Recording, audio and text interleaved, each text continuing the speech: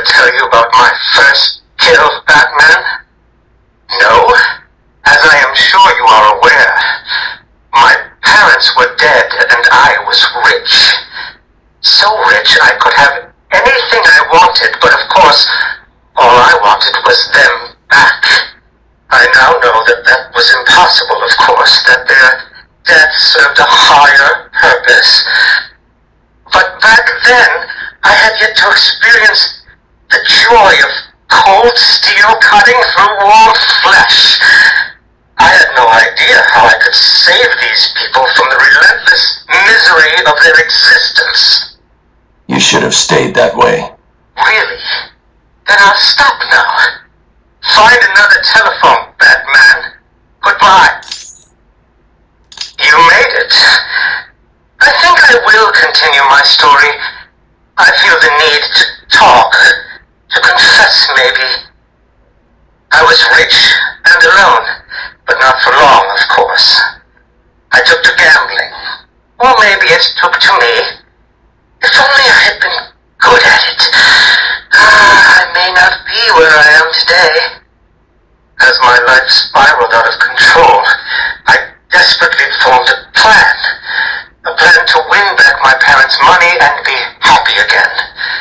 It didn't work, of course. Plans like that never do. But as I stood outside the Iceberg Lounge on that hot summer night, I remember feeling something. Hope, maybe. The Iceberg Lounge was crawling with the disgusting flesh of humanity. You could find anything there. If you had the money, of course. At the beginning, I seemed to be winning. The cards all went my way, and I found myself at the owner's table. For some reason, I thought I would win, that he would play fair. I looked around the table. I saw the people I was against. Card sharks, thugs, princes, and the disgusting midget who ran the place. One by one, they all lost or folded. The chips were piling up, and it was just him and me. They called him the Penguin, even back then. He had both eyes, of course. That little accident hadn't happened yet. And both of them were looking at me when I put down my cards. 6 of clubs. 6 of diamonds. He looked scared. He leaned forward and I could smell the cigar stench on his breath. 6 of spades and finally the 6 of hearts. I felt good. And then he started laughing. He belched out smoke and he put his cards down on the table. Card by card, my heart sank. A 3, a 4, a 5, a 6, a damn 7! Straight flush ended me there. I was lost and thrown out into the city to die. Penniless. Can you imagine what it was like, Batman? I was numb. I'd lost everything and I was alone, crying like a baby staggering through the streets of this city, until I found the answer that I had been looking for. I stood there on the spring bridge, looking out at the sea. I felt the warm breeze on my skin, and it felt right. I looked down and imagined myself falling into the blissful arms of my mother. And then he appeared. He held out the knife and demanded my money. My money! Can you believe it? I looked into his cold, desperate eyes, and I saw something familiar. Something inevitable. I saw oblivion. I saw that we are all the same, stuck on a miserable loop that demands salvation. So I gave it to him. Can you imagine the vagrant surprise when I grabbed his knife from his hands? It was instinctive. It was beautiful. In one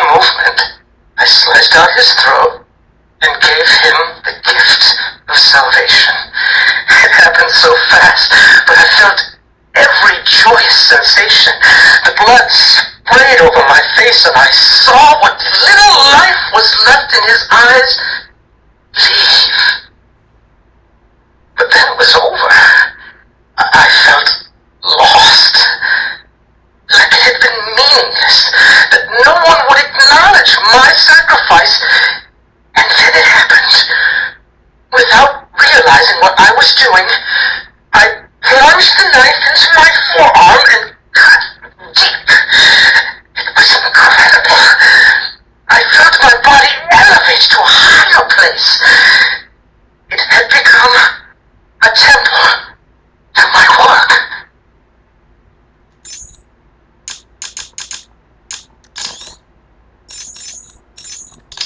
Patient interview 1. Subject's name, Jervis Tetch, a.k.a. the Mad Hatter.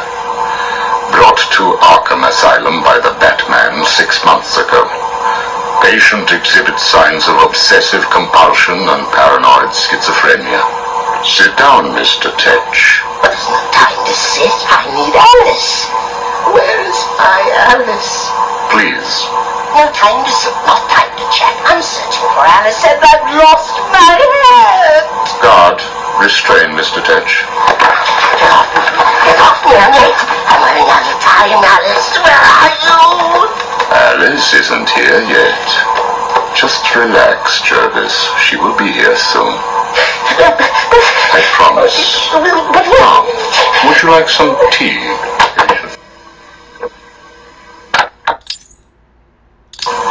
Is Alice here yet? No, I'm afraid not. Let us talk while we wait. You and I have much in common, Jervis. Really? Do you know Alice too? Unfortunately not. You and I both share an interest in the mind, do we not? I studied your papers, Jervis. You are quite brilliant. Truly an extraordinary mind. Oh, it doesn't matter. It's all just chemicals and synapses and rabbits and... Oh, where is Alice? You need to focus. Think about your work for a minute. You theorize that there is no such thing as free will, that you can change a man's allegiances, his motives, emotions, all of what we believe makes a man with chemicals. Your formula was really quite brilliant. That's why I used it. Well, how did you get it? Did Alice give it to you? Wicked girl. Nasty little thing. Is she here yet? Soon, Jervis, soon. Is she? Oh, you told me that Alice would be here. She is, Jervis. She's right here. Alice? Alice, come out. Look out. Don't make me shout. Alice, come out. Where are you? Take a look at the pictures, Jervis. Who are these people? Look again. Oh, I don't know who they are. Oh, please, is Alice here or not? Look at the first picture. Look at the dress she is wearing. Look at the hair. It's Alice, isn't it? No, it can't be Alice. Alice has nice yellow hair. And isn't covered in blood. I think you know exactly who this is, Mr. Tetch. I think you remember the night you lured Stephanie Williams back to your research lab. How you offered her tea. What happened then? No. You killed her, didn't you? No. She... It's okay, Jervis. It's all right to remember. How many Alices were there? I can't remember. Well, Alice isn't coming, is she? That all depends on how you cooperate. I have a little side project that I'm working on. I could use your help. My help? I can't help. I'll be late. Stay focused, Jervis. This facility is old, tired, full of ghosts. Ghosts? A figure of speech. Do not worry. Arkham Asylum will not exist forever. Its techniques are old, its mission outdated. I intend to create a new Arkham, an Arkham that will rise phoenix-like from the ashes of this one. Is there a fire? We should get out of here. I have arranged for some documents to be left in your cell. They outline a technique I propose to control the mind of, shall we just say, weaker souls. I cannot do it without rabbits. I need rabbits for my research, and tea, And Alice, I know. I have arranged for a number of test subjects to be at your disposal. They have been here at Arkham for so many years that no one will miss them. Shall we meet again next week? Oh, and I took the liberty of having your hats returned. I assume that will provide all the encouragement you require. Well done, well done. I must say you have outperformed even my wildest expectations. Yes, did you see the people in my tea party? They all behaved themselves. Yes, they did, Jervis. I'm very pleased. I have just one last request to make of you. You must keep it a secret. Can you keep a secret, Jervis? With enough hats, I can stop people remembering secrets. Does that count? It will have to. I need you to pay a visit to Warden Sharp. He needs to come around to my way of thinking. To join our tea party? Exactly. I don't want to. Of course you do. How else will you get to play with Alice? What? I have a new assistant for you, Jervis. I had her brought in specially. Look at her. She's just through there. Oh, Alice, she's here. No, what are you doing? I need to see her. And you can, as soon as you do what I asked. Can I keep her? Of course, she'll be all yours.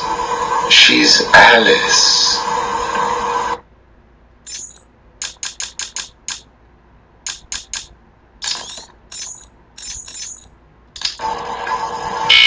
Prisoner's here, sir. Very good. Send him in. But we haven't got the suit off him yet. He's dangerous. Are you sure? Of course. Victor Zsasz and I have much in common. We will be fine.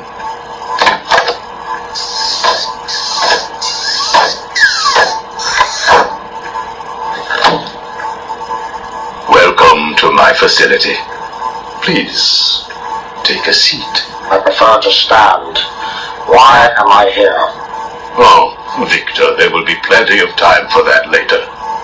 Right now, I wish to get to know you.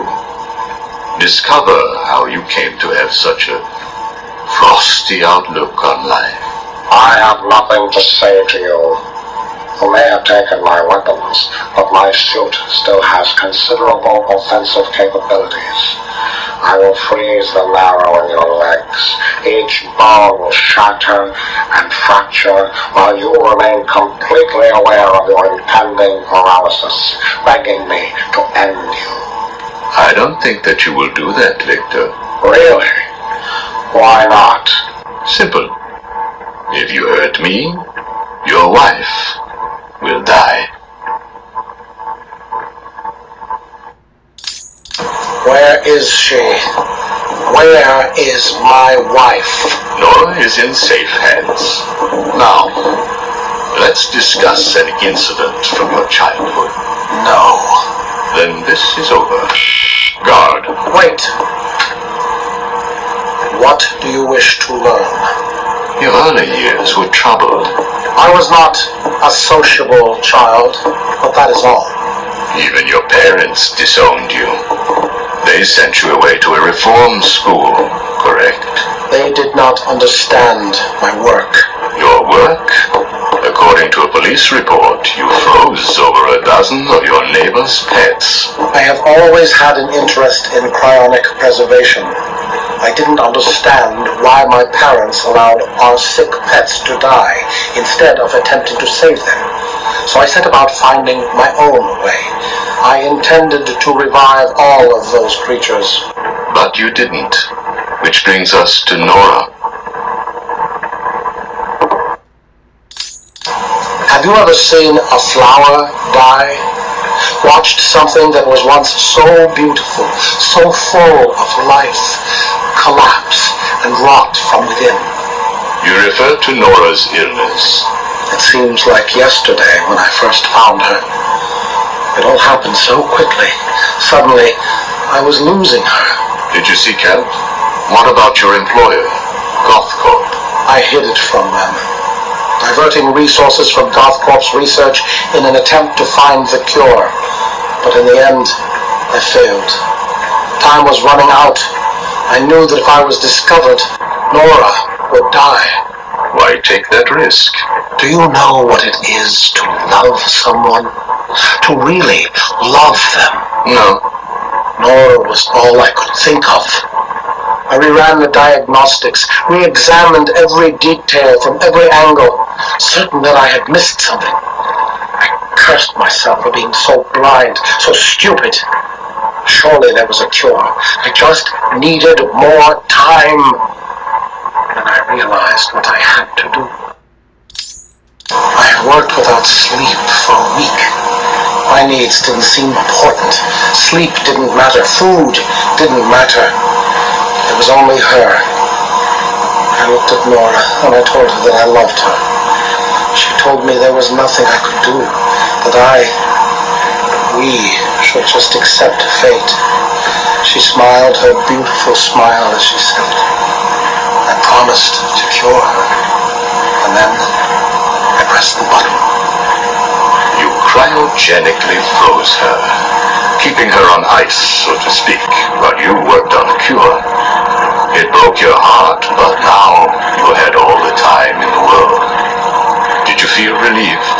I went home and fell into a deep sleep. For the first time since we discovered Nora's illness, I dared to dream. But for weeks I had ignored my superior's attempts to contact me.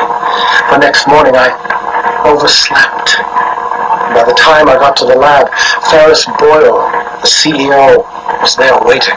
What did he do? He accused me of industrial espionage, which I denied. But then his guards found Nora.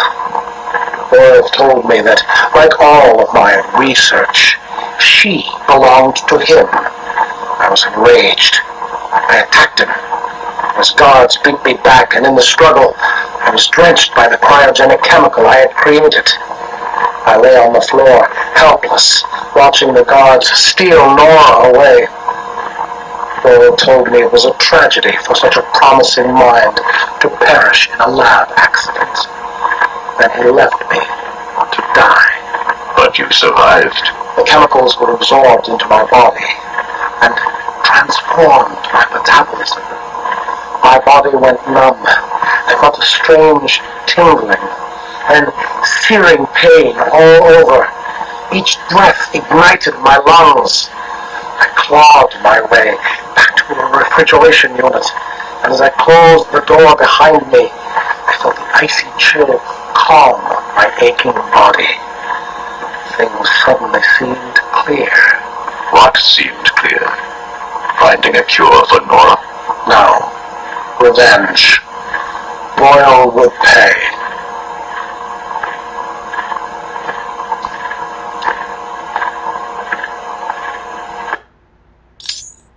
You failed to kill Ferris Boyle, though, didn't you? Yes. Why? You know why. Batman. Though he did return Nora to safety, until you got her. See? There you go. Blame me, blame your parents because you failed to revive the neighbor's pets, blame Ferris Boyle for spoiling your plans to cure Nora, blame Batman for stopping your revenge against Boyle. And now, your Nora is in danger. Because of you. No, Victor. Because of you. You have always had a heart of ice. You stole people's pets. You stole Gothcorp resources. And since then you've stolen so much more for your own selfish scientific inquiries. If you had shared your genius with others, devoted your energy to medicine instead of crime, perhaps your ice princess would be at home now, preparing you a hot meal. instead of being delivered to the Joker.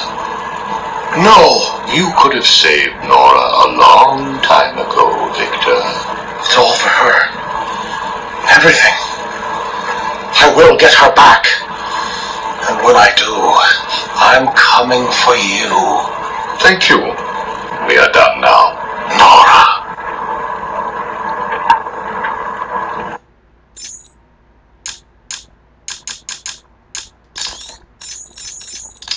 Do not fret, Mr. Mayor. Everything is under control. I promise you. It's not that I don't trust you, Hugo. It's just the headaches, the pain. They come all the time now.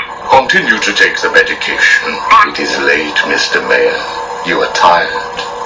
You need your sleep. Of course, I need my sleep. You will hang up now. I will hang up now. Imbecile. I couldn't have put it better myself. What? How dare you enter my office? Oh, I'm not in your office. And please don't insult me by attempting to trace this broadcast. You will fail. I take it I am talking to Mr. Edward Nigma. Do you know of any other inmate in your twisted little penitentiary who is ingenious enough to arrange this little chat? Narcissism, a compulsive desire to prove his intellect, and a predilection for riddles. You've read my file. Of course. Good. Then let's get started. How do you attempt to understand what is going on in Arkham City when all of the answers are strange? Good evening, Hugo. I believe it is time for our one-on-one. No. It is time for you to stop this and give up. My tiger guards will find you, and when that happens, I will perform the procedure on you myself. Procedure? Oh, you mean what you did to all those poor fools back at the asylum. To be honest, I think you did them a favor. How do I know that you requested access to all the most forgettable patients and proceeded to melt their brains with the help of that confused milliner? Or did you mean, how do I know that you have been providing the ex-warden with your own special medication?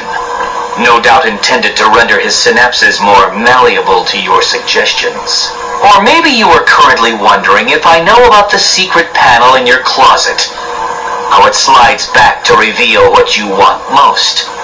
How you sit, wearing that suit, crying into your hands as you question whether you are really worthy. What do you want, Mr. Nigma? Oh, that's easy. I want exactly what you want. And what's that? Batman, dead. Humiliated, but dead. Knock, knock, Professor. Guess who? I grow tired of these insipid games, Mr. Nigma. If you wish to speak to me, my guards will escort you safely to my tower. Please, Hugo. If you're going to set a trap, at least pretend to try harder than that. No traps, Edward. I simply wish to grant you safe passage through Arkham City. I think the time has come for us to meet as equals. You, Strange? My equal? I am the man whose cunning will soon have Batman lying at my feet, bloodied and broken. Really? Then I will pull off his mask and look into his dull, dying eyes. In that last instant, he will know that I have finally beaten him. And I will finally know who he really is. My apologies, Edward. I see now we are nowhere near equals. Finally. You see, like me, you are obsessed with the Batman. But unlike me, you don't know who he really is, do you? What? I know you are lying, Strange. There is no way that you could have figured it out. It's some kind of trick. It must be. Oh, I use no tricks, no childish puzzles. I simply created a psychological profile of the man most likely to be the Batman, and then matched it against the most logical candidate. I was right, of course. Well, who is he? Ah, but that would spoil the game for you, wouldn't it? You must tell me. I implore you, Strange. Really, Edward? If I could figure it out, it must be child's play for you. But Interesting. Tell me, Edward, How is the Riddler like a blank dictionary? You're both at a loss for words.